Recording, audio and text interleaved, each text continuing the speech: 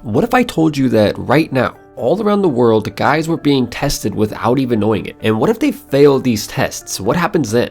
Let me ask you a simple question. How many times have you been interacting with a girl and everything seemed to be going great, but then out of nowhere, she went totally cold on you, meaning she started to show zero interest and might have even seemed bored? So how did you react when this happened? Maybe you got really angry right after she went cold on you and then she started flirting with your friend instead of you. If this happened, then congratulations, because you just failed the test. Since the beginning of mankind, girls have been testing guys, and don't be mad because it's a completely natural thing for them to do. In the same way that men choose women based primarily on their physical appearance, girls choose guys based primarily on how much confidence they have. And the reason for this is simple. Throughout time, pretty much the greatest indicator that a man is high quality basically comes down to the level of confidence that he has. Sure, your physical looks matter, and of course money is also important, but girls don't test men for money and they don't test them for looks. So the one thing that girls do test for is confidence. But the problem is that these tests are so sneaky that most guys completely miss them and fail. And if you want to be a far more attractive man,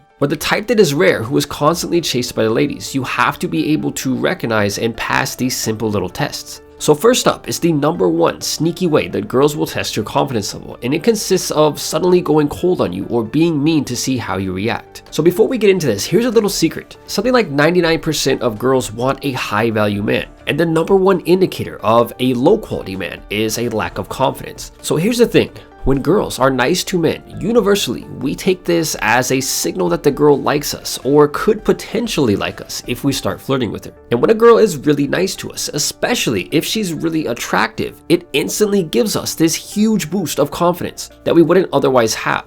But when she goes cold on us or starts acting really mean towards us, what it does is it instantly makes us doubt ourselves. And for guys who already have low confidence, this usually ends with the guy getting really angry or super nervous and unsure of himself. So when a girl suddenly goes cold on you, she most likely still likes you, but what she wants to do is simply see how you react. If this happens and you begin to doubt yourself and you get nervous or you get angry about it, then you've failed the test. But if you don't doubt yourself and remain confident and don't get angry and maybe even tease her back a little bit, then congratulations, you will have passed the test. Keep in mind that it's always a good thing when you get tested like this because it means that the girl is interested in you enough to probe a little bit deeper to see if you have the confidence that she needs you to have. Now next up is the second sneaky way that girls will test your confidence, and it involves acting like she isn't interested in you.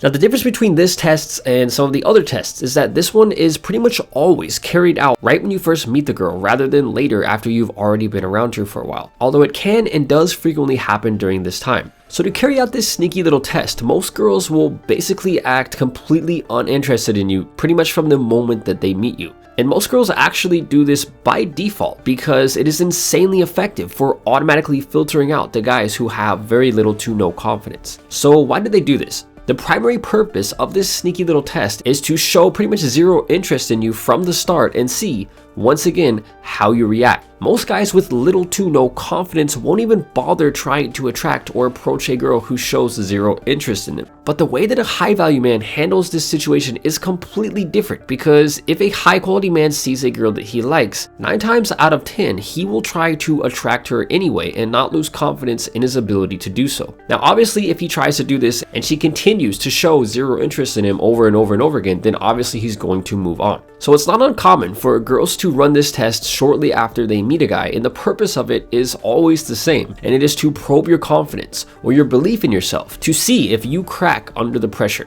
All of these sneaky little tests are designed to test for a lack of confidence or for insecurity, but as long as you can recognize them and you have a decent level of confidence, then you will easily pass them, and in doing so make girls far more attracted to you. Now next up is the third and final sneaky way that girls will try to test your confidence, and it involves sending mixed signals. Now when it comes to flirting, one of the most universal strategies that guys use is called push-pull, meaning showing a little bit of interest, then acting uninterested, and then showing interest again, and so on and so forth, until the desired result is achieved. Now what a lot of guys don't realize is that girls actually do this too, and this is called mixed signals. And all it really is sending you signals that make you think that she likes you, then sending you signals that make you think that she doesn't like you.